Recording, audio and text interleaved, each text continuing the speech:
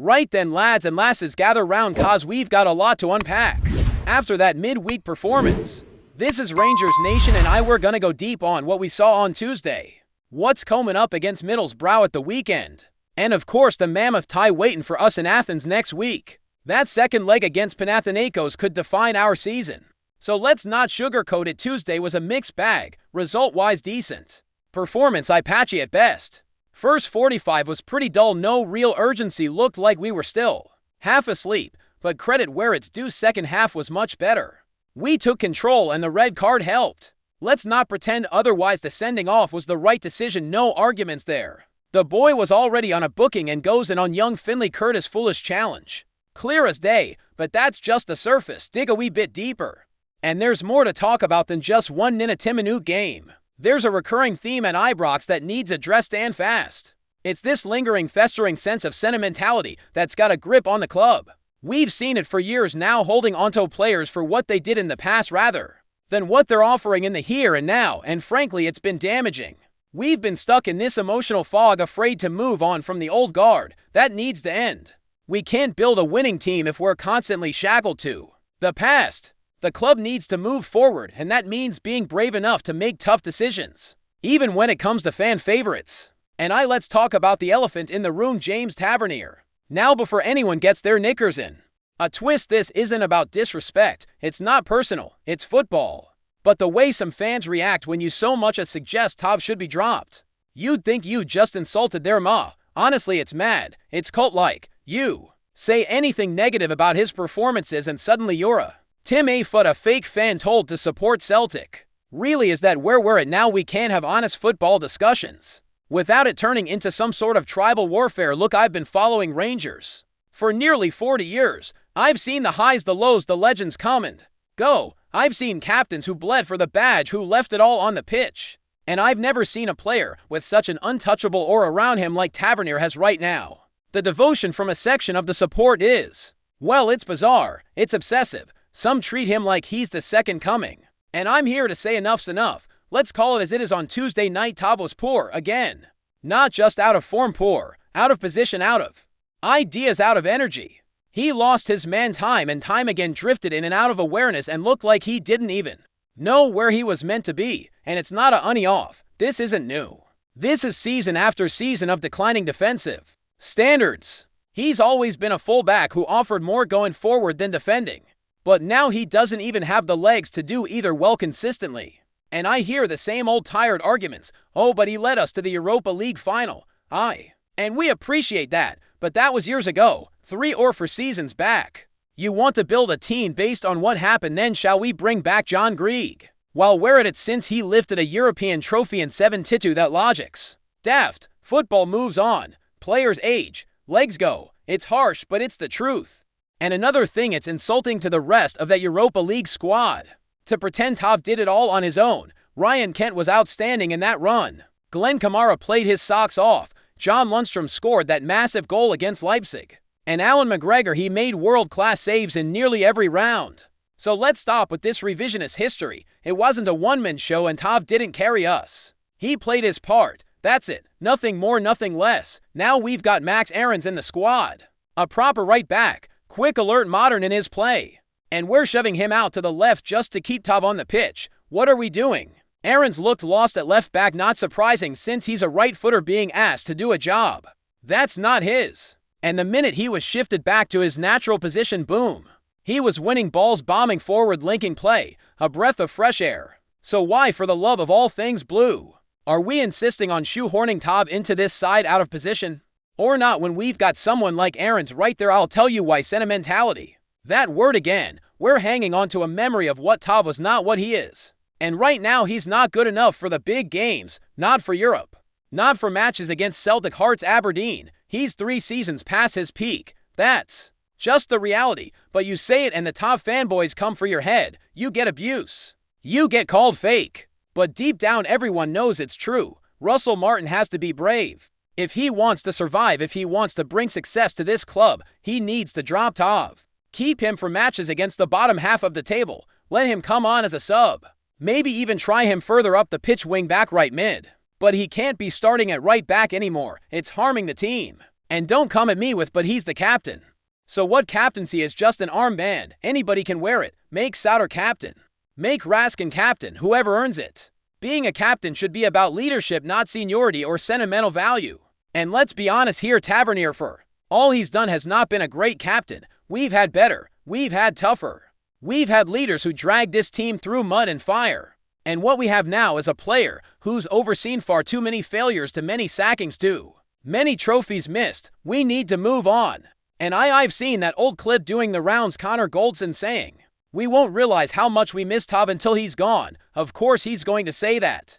They're mates. What else is he going to say? He's finished. Come off it. That doesn't mean it's true. It just means he's sticking up for his pal. The bottom line, Tav's been a loyal servant. He's given years to this club. But loyalty doesn't win matches. And his performances of late simply don't justify a starting place. The team needs evolution. We've got a top right back sitting on the bench and we're forcing Tav into the 11 at all costs. It's madness. And here's the killer: some of these hard Tav loyalists would rather see Rangers finish second every season, as long as their man is starting. That's the level of delusion we're dealing with. They'd rename the club to Tav FC if they could. And that attitude, that's exactly what's holding us back. I'm not saying we burn bridges. Tav deserves respect for his past, but he's not untouchable. Nobody is. And if we don't start making these tough calls, we're gonna keep spinning our wheels, watching Celtic lift trophy after trophy while we cling to memories. Tav's time is up. It's that simple.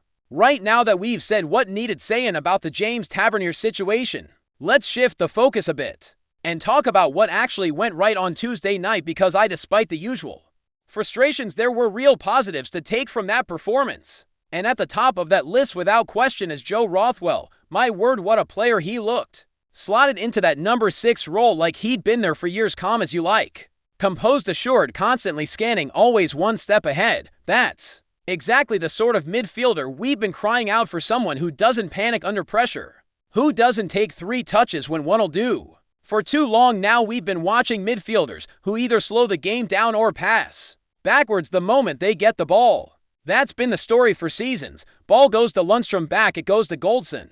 Ball goes to Jackets, pass sideways to Barisic. No drive, no ambition, no spark. But Rothwell, he was like a metronome, ticking away at the base of midfield, keeping the tempo up, picking his passes, dictating play.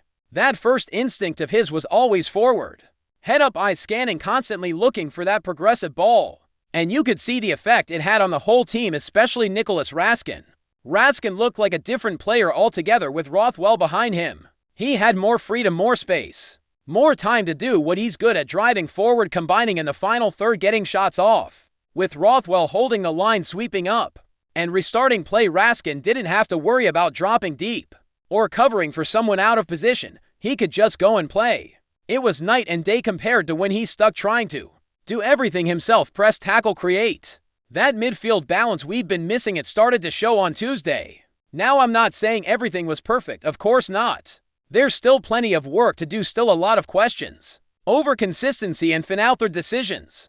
But what we saw particularly in that second half was a glimpse of something that's been absent from Ibrox for a good while: an actual football identity. For the first time in ages, we look like a team with a plan, a shape, a pattern of play. None of that give it to our best player and hope he does something nonsense that we've been watching for the past few seasons. This was structured, controlled, and aggressive. And Rothwell was at the heart of it. He reminded me of a quarterback in American football. Everything going through him, setting the pace, controlling the rhythm. And it wasn't just sideways or backwards nonsense either. He was brave with the ball, willing to take it under pressure, find a line-breaking pass, play it into feet. That's the kind of presence we've lacked since the Gerrard and Van Bronckhorst days. Under Beale and Clement, we were directionless. The ball went out wide, back inside, then nowhere. Tuesday felt like a step in the right direction. And speaking of players stepping up, let's talk about Jack Butland. Now listen, I've not held back when it comes to Butland. Last season, shambles. Confidence, shot mistakes galore, and more dropped points than I care to remember. But credit where it's due, on Tuesday he looked like the real deal again. For outstanding saves, each one better than the last. That one in the first half where the ball gets pulled back across the box and their lads got what looks like the whole goal to aim at. Unbelievable stop. He flung himself across that goal like his life depended on it. Big paw out, kept us in the match. World-class stuff. Now I know some folk on social media will still say well, that's his job in it. And technically it is. But when was the last time we saw a Rangers goalkeeper pull off that kind of stop? In a high-stakes European game, you don't just wave that away. Those moments change games. Those are the kind of saves that lift a defense, energize a crowd, and maybe even turn the tide in a tie like this one. Butland was sharp, confident, vocal, everything he wasn't last season. Looks like the new manager's given him a fresh start, and maybe that's all he needed. Goalkeepers thrive on confidence, and last season his was in the gutter. The errors, the criticism, the constant pressure, it broke him, but something's shifted now. He looks locked in, focused. If Martin can keep him in that headspace, if he can stay fit and maintain that level, we won't be needing a new keeper anytime soon. This is the same lad who not that long ago was on the verge of the England squad. There's serious talent there, it just needed unlocking again. And then there's the young man Finlay Curtis. What a breath of fresh air he was, 18 years old, thrown into a Champions League qualifier, and after a rocky first half he comes out in the second and absolutely owns it. Took on defenders, ran at people, got himself a goal, and didn't shy away from the big occasion. That's the kind of mentality you can't teach. That's hunger. That's passion. That's what it means to play for the badge. You could see in that second half that something clicked for him. He stopped playing safe, stopped looking nervous. He just went for it, took risks, showed personality, and that's what we've been missing. For years now, we've been crying out for young academy lads to get their shot. We've watched promising talent leave for clubs down south because they see no pathway here. And who can blame them? How many times have we seen managers stick with the same old names instead of giving a chance to a kid who's bursting to prove himself? But now under Russell Martin, it feels like there's finally a manager who's willing to back the youth, willing to give them proper game time, not just throwaway minutes at the end of dead rubbers. Finlay Curtis is a Rangers fan. He's been with the club since he was a boy. This means everything to him, and that shows on the pitch. That energy, that fight, that determination, that's what sets academy lads apart. They're not just playing for a contract, they're playing for their childhood dream. And it makes a difference, it really does. Watching Curtis tear down the wing with purpose, beating defenders, chasing lost causes, you could feel the crowd respond. There's something special about seeing one of your own making an impact. More than any big money signing, more than any marquee name.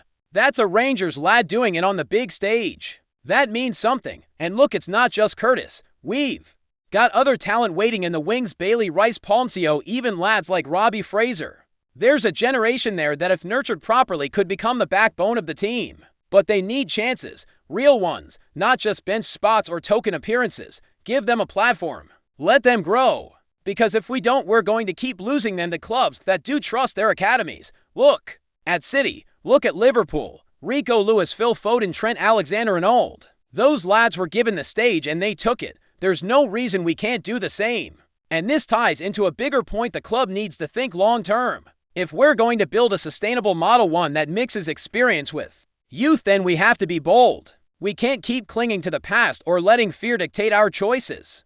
Tav is one part of that, sure, but it goes beyond him. It's about how we manage the squad, how we plan for the future, and how we shape the identity of the club. And identity is key. For too long now, we've lacked one. Managers have come and gone, systems have changed, but nothing stuck.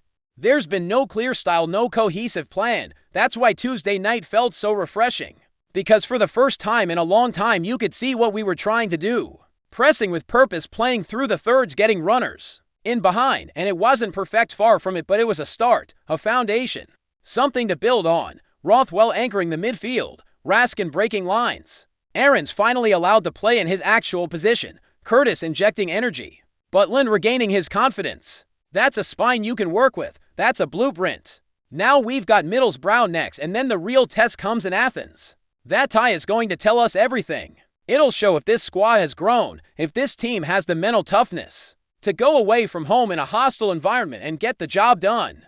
We've put ourselves in a decent position, but we need to show up. All of us. No passengers. No excuses. If we play like we did in the second half on Tuesday, with that tempo, that intensity, that belief, we've got every chance. But if we fall back into old habits, if we let sentiment get in the way of selection, or if we let our foot off the gas, we'll be punished. Simple as that. So let's see what Russell Martin does. Let's see if he's the man to finally cut through the noise, make the hard decisions, and push this club forward. It's early days, but there's a flicker there, a glimmer of hope. And after everything we've been through, that's more than welcome. Before we continue, make sure to subscribe to our channel and turn on notifications to get all the exclusive news about Rangers FC. Don't overlook any details about your beloved team. It's crucial for Rangers FC fans. There's a whisper stirring around Ibrox that could send shockwaves through the blue side of Glasgow. Nicolas Raskin, the highly rated Belgian midfielder and fans' favorite, is believed to have suffered a serious injury in training that could sideline him for a considerable stretch. While no official statement has been released, those close to the club are already murmuring about a significant knock, the sort that could keep the dynamic 23-year-old out for months, rather than weeks. Raskin, known for his tenacity, technical ability, and relentless energy in the heart of the midfield, has been a key cog in the Rangers machine since arriving from Standard Liège. His absence, if confirmed, would be a massive blow to the team's ambitions both domestically and in Europe. But what's caught attention isn't just the injury, it's the reaction. Word is that Rangers' recruitment team have already begun exploring the market for a potential replacement, with some insiders suggesting that discussions with possible targets have already taken place behind closed doors. Whether it's a loan deal, a short-term free agent, or even an early move in the upcoming transfer window, something seems to be brewing in the corridors of Ibrox. Names, as always, it's all hush-hush, but a few whispers have floated about. A return for Glenn Kamara, a cheeky inquiry about Scott McTominay's situation down south, or maybe a move for a lesser-known gem from the Belgian league, keeping the Raskin connection alive in spirit for now. Fans will wait nervously for official word on Raskin's condition, but the speed with which the club appears to be moving behind the scenes speaks volumes. Where there's smoke, there's often fire, and in this case, the smoke's starting to get thick around Govan. Could this be the start of another unexpected twist in Rangers season? Only time will tell, but the murmurs are growing louder by the day. Greetings, fans! Make sure to hit that like button and subscribe to the channel, as it's greatly appreciated by Rangers FC, and don't forget to share your thoughts on the news in the comments section below. Until the next video, stay tuned.